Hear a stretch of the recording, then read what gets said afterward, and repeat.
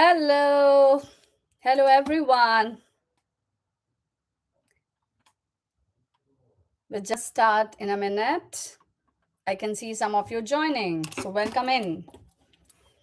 Take a short, small breathe in. You're right on time. Just relax.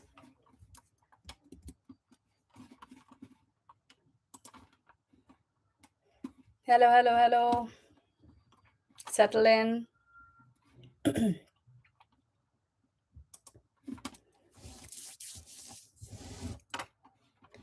So, let me quickly check. You all are joining from which all region? Please type in the place you have been joining in. Yes. Okay.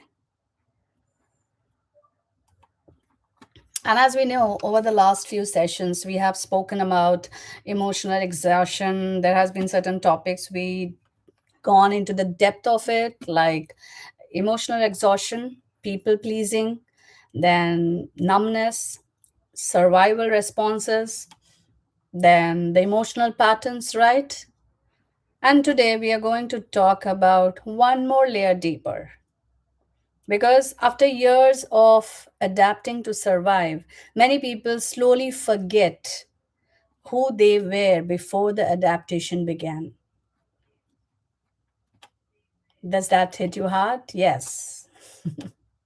And what remains is often this strange feeling I don't fully recognize myself anymore. Has that thought any time came across in your mind? Yes. So let me tell you this today is not about becoming someone new, it is about reconnecting with the parts of yourself you had to abandon in order to feel accepted, safe, needed, or say loved. So, with that, take one more breath, slow breathe in and exhale slowly. A bit more. One more. Slow breathe in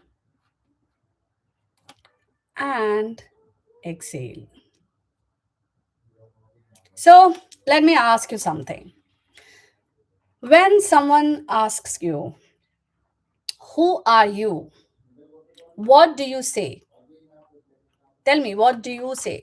You say your name, your job, your role, like you're a mother, father, manager, student, etc. Yet, here's what I want you to sit with today.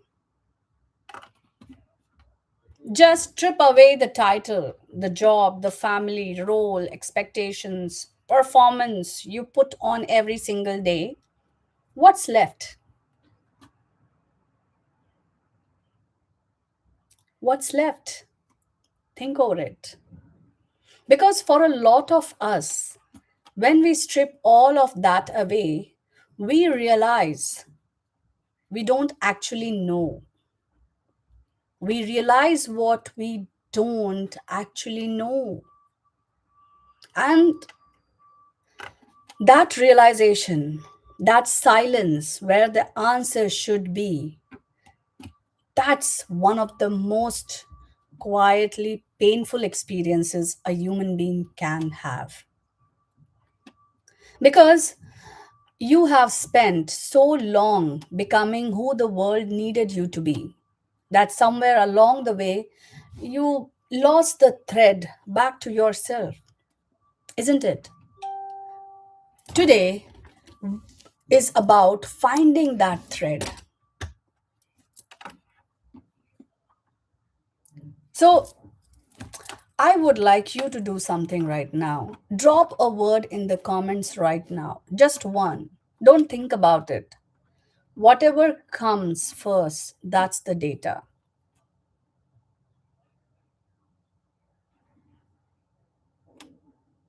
Who truly you are. when you are not performing.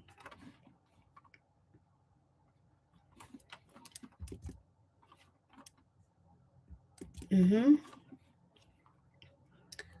And for those of you joining me for the first time, and for those of you who have been here for all 21 days, I'm really, really glad you are here. And I want to share something personal with you today before we begin. Today is my birthday, and I sat with myself this morning. I do probably every birthday. And I asked myself the question I ask all of you today, the same question. Who am I really beneath everything I do, everything I have built, everything I carry? And you know what? Even after all this work, all this practice, that question still makes me pause. Because becoming yourself is not a destination you arrive at once. It is something you return to again and again, and with most more honesty each time. So today, on my birthday, I didn't want flowers or cake or celebration. I want to spend this day doing what feels most like me. Being here with you, talking about the things that actually matter. And that to me is the most authentic birthday gift I could give myself.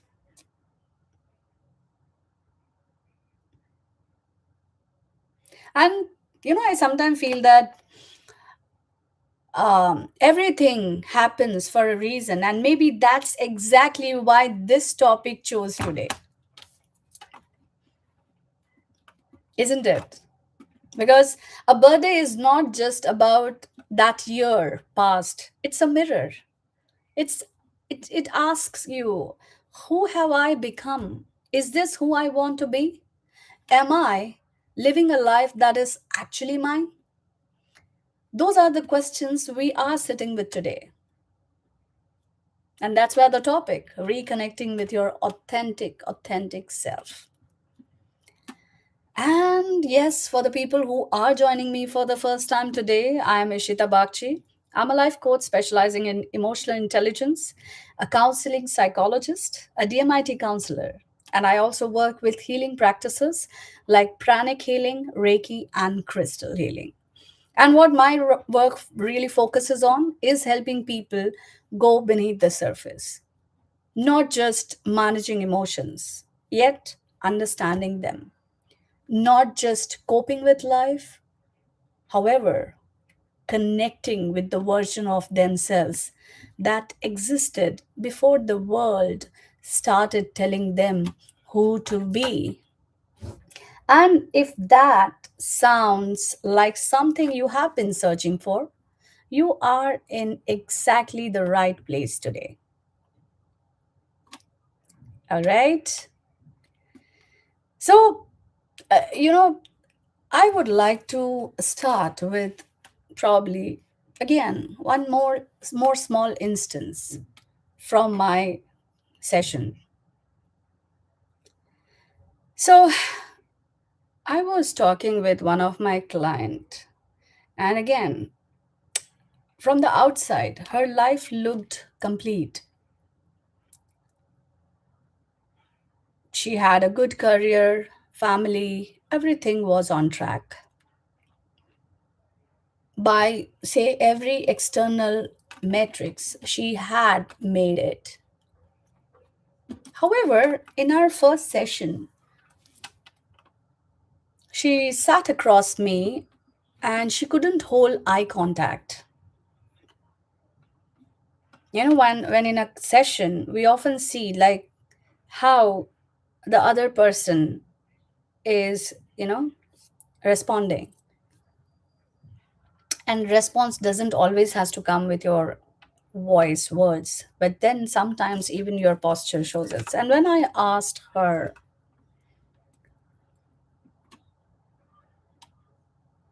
how have you been? Just feel comfortable. And I just asked her, what is something you are looking or you want from this session? And the worst part is she just started crying. Not because something terrible happened, because nobody had asked her that in so long that she had forgotten that she was even allowed to want things. This seems very small, right? But if you just dig deeper, how it could be that someone forgot that even she can want something?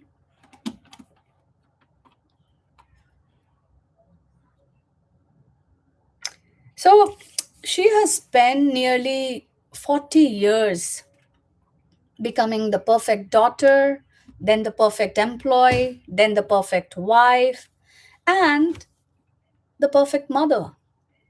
Every version of herself designed for someone else's comfort. And what was left at the end of the day when the kids were asleep and her husband was in the next room and the house was silent, that quiet? This hollow feeling like she was performing a life, not living one. Just think deeper. You are performing just the roles, not living that fulfilling life. And what broke my heart was that when I asked her to describe herself without any of these role plays that she has been doing, she went completely silent for almost 1 to 2 minutes. Like she has to think what it is. And then she said, I don't know, Ishita. I genuinely don't know who I am. And that's not a crisis, that's an invitation. And today I want to offer you the same thing I offered, not answers, but the right questions and a mirror that doesn't lie. So, with this, I would also like to explain that what is the neuroscience behind or neuroscience of this authentic self. So, let us understand this in bit parts. So, let us take the first part, that is the default mode network. So, let's understand what's actually happening inside your brain when you lose yourself. That is, there's a network in your brain called the default mode network, the DMN. It activates when you are not focused on the outside world. It's the brain self referential system. It's where your sense of I lives. Studies from Harvard and Stanford, consistently show that the DMN is critical for self-awareness, autobiographical memory, and your sense of personal identity. Yeah. And here's what decades of research on trauma, chronic stress, and emotional suppression have shown us. When you spend years performing for the world, fitting in, people pleasing, shrinking yourself, your DMN gets disrupted. Your brain literally loses the strong neural pathway back to your authentic self. And again, it's not a character flaw, it's not weakness. It is a neurological response to those years of emotional conditioning.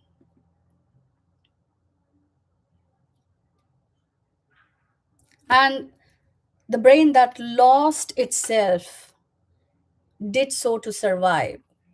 Now it's time to come back. Now, coming to the part two, the false self versus the authentic self. Now, Carl Rogers, one of the founders of humanistic psychology, described something he called the conditions of worth. As children, we learn very quickly that love is conditional, that we are accepted when we behave a certain way, succeed a certain way, feel the right emotions.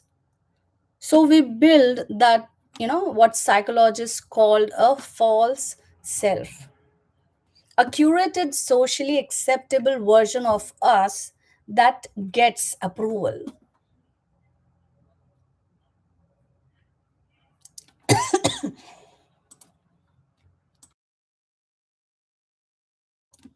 Yes, why I say approval? Because that's how, unknowingly children adapts. And the authentic self, the one with the wrong emotions, the inconvenient desires, the real needs, get pushed underground. Now, for an example, say when a kid behaves extremely, you know, actively, like he wants to do this, he wants to do that, what happens? Suddenly we shut them up. This is not to be done. And what happens? He gradually builds up that thought process that, okay, to get accepted, to be accepted, I have to behave in a certain way.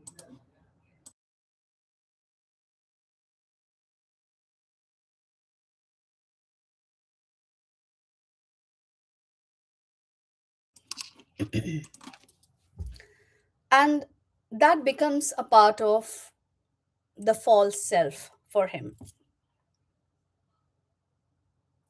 And that's where the authentic self, which ideally a kid can have, gets pushed away.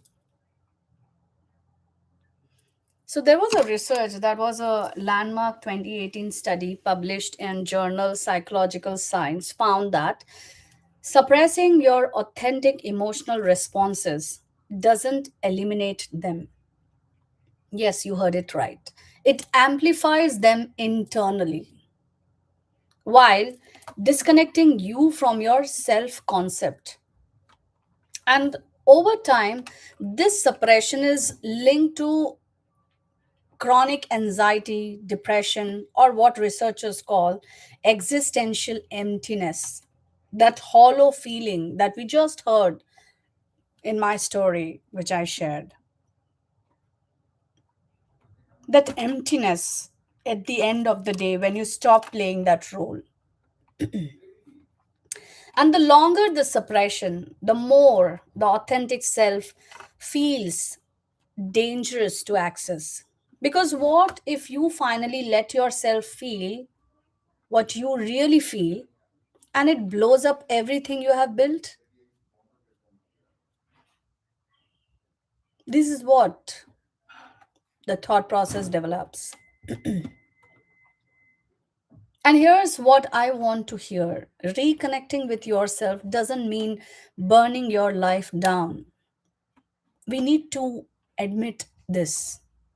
I know it will be difficult. That's why I am in here. It means building a life that actually has you in it.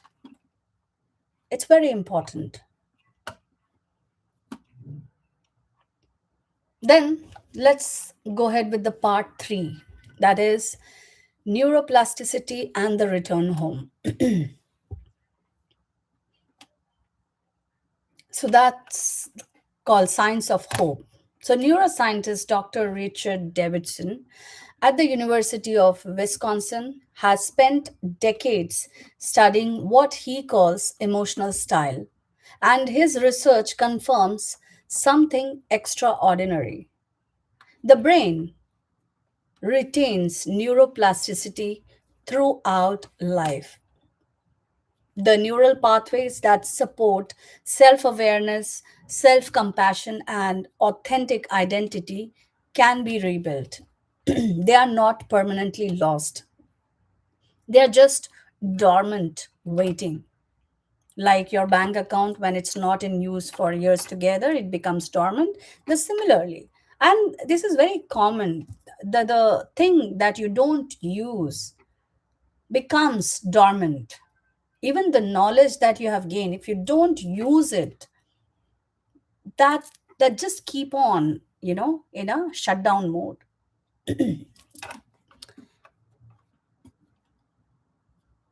And the practices that most really are, um, it's a reliable way to rebuild those pathways is journaling.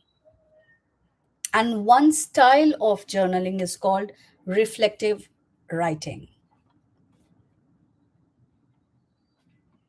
asking and sitting with identity questions. We are going to do that exercise today. So, a 2020 study in Frontiers in Psychology showed that expressive journaling activates the prefrontal cortex. That is the part of your brain responsible for self understanding and emotional regulation. And within just 2 weeks of consistent daily practice, just 2 weeks, that's a 14 days of writings to start rewiring that 38 or 40 or more than that years of conditioning. So again, there is no age criteria to do anything. We tend to, always stick something to, to age. So I always, whenever we talk about emotional intelligence, like Daniel Goleman has very nicely mentioned in his all the studies, that there is no age. In any age you can, you know get the awareness or learning of emotional intelligence. However, the sooner we did is the better. Why?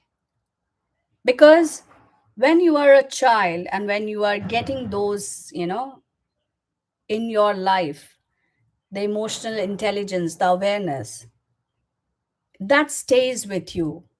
And if as an adult you try doing it, there will be a lot of unlearning you have to do, because you have gone or followed certain pathways which is not working.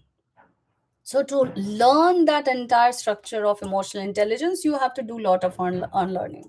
That's why I say this journaling practice, when I say just 2 weeks, even that is 14 days of writing, will help you to rewire any years of conditioning that you have. Because, as I always say, you are not broken. You are just temporarily disconnected.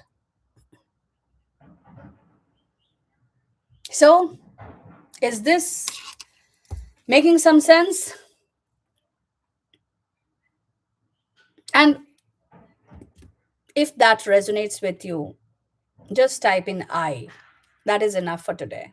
I don't want you to write some words. Just type in I or something.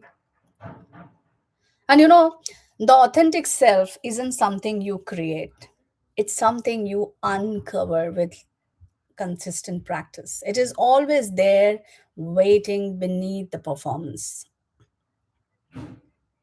Okay? So let us do one exercise together. Grab a book for this. Probably if you want, you have certain journal that you uh, follow, or any book that you take for some time. We will do the practice together. Inner identity journaling. So I'm giving you 10 seconds. Please grab a book quickly.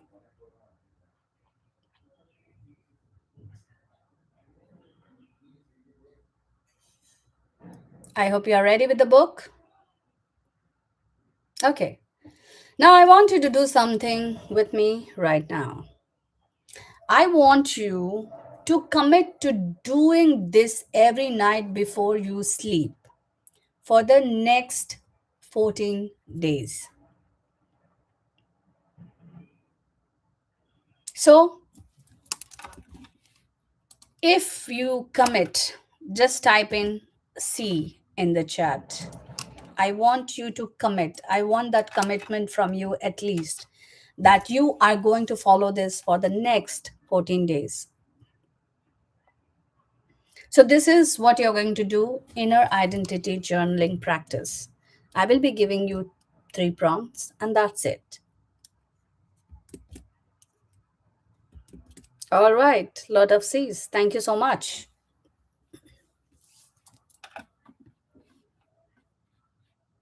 So, in the meantime, get ready. Now, first, question number one, the stripped version. The question here is, write it down: who I am when no one is watching, no one needs me, and nothing is expected of me. What do I naturally move toward? Okay, I have read it very slow. Who I am when no one is watching, no one needs me, and nothing is expected of me. What do I naturally move toward? Whatever comes in your mind, just take your time, gently breathe, and write it. Don't judge it.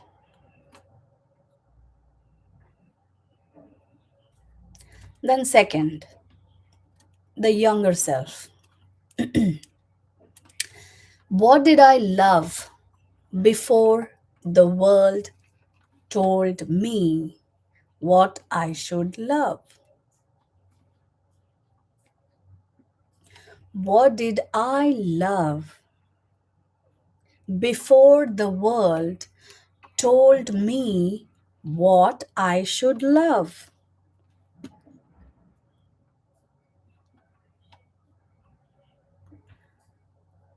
And something hypothetical. What made 8-year-old me come alive? What made 8-year-old me come alive? Then the third, the resentment map. So I'm giving the name for this. Where in my life am I performing? Where in my life I am performing? Where am I saying yes when every part of me wants to say no?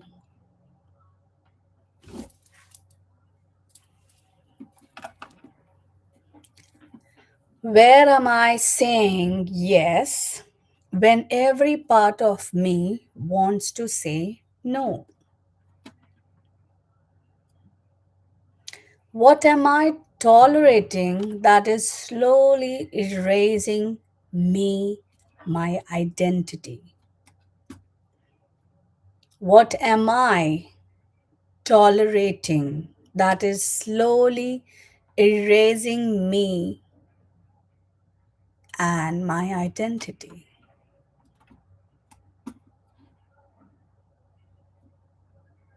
This one is heavier. This might bring something up, and that's okay. Let it come. Don't judge. Don't have to be too, don't pressure yourself. Resentment is not a character flaw, it is a compass pointing at where your authentic self is being ignored. And we are here to learn that. Once that is done, close your notebook for a moment and just breathe. One, gentle breathe in and exhale. One more, breathe in and put your hand on your heart. Remember this. Whatever you just wrote, that's not weakness. Actually, that's an immense courage that you're choosing yourself, maybe for the first time in a very long time. Yes, that's okay. You're good. You're doing good.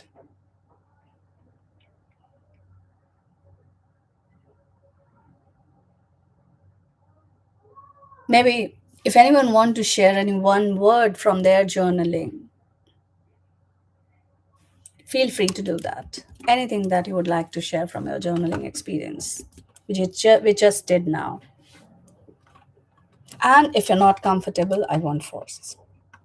Just keep it with you. So, this is your practice. These are the three prompts. If you have missed any question, I have tried to be very slow. However, still, if you didn't find that you were not able to make it, revisit this recording. As you promised, I want you to do that. Revisit this every night for the next 14 days. And I promise you, the person you meet on the other side of those 14 days will surprise you. So, are you ready with that? So, if you promise to go ahead and do that practice for the next 14 days, I want a promise. Maybe just type in P in the chat box, please. I want a promise from you.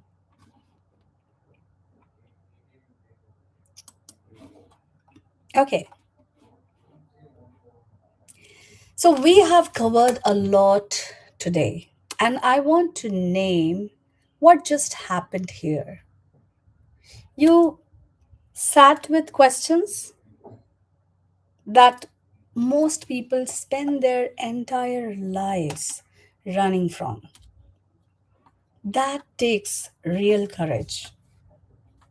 And the fact you are here on day 21 means something is shifting in you, and a part of you is ready. Ready to stop living a curated version of your life, ready to stop performing for everyone else's comfort, ready to finally come home to yourself.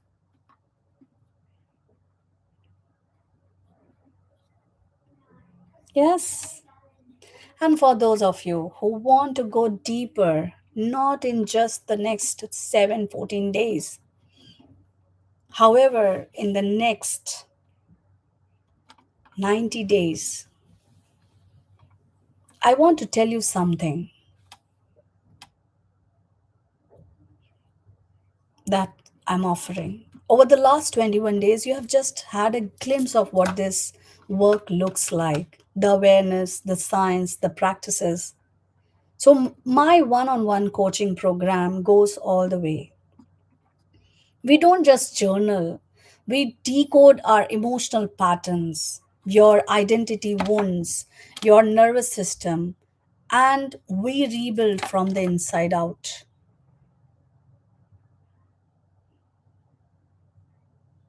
So, using everything that is emotional intelligence, psychological frameworks, DMIT profiling, and when needed, energy based healing, we work with all of you, not just the surface.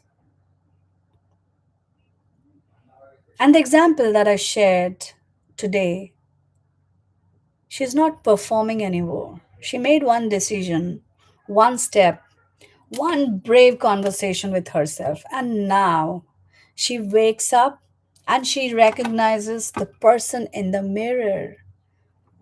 Isn't it a great, experience to have that? And that's what I want for you. And if you're ready, not someday, not when things calm down, yet right now, send me a DM with the word authentic, just that one word, and I will personally reach out to you. Or if you would like to know more before deciding, the link to book a discovery call, it's in the description. No pressure. It will be a conversation because the most important relationship you will ever have in this life is the one you have with yourself. Don't leave yourself waiting any longer. Okay? Thank you so much. Thank you for being here today. Thank you for choosing this work and for showing up even on the days it felt uncomfortable. Tomorrow we go into day 22 and we are going to go somewhere really important. And it's the last week, that is week 4. Until then, take care of your beautiful self and good day ahead. See you tomorrow. Bye.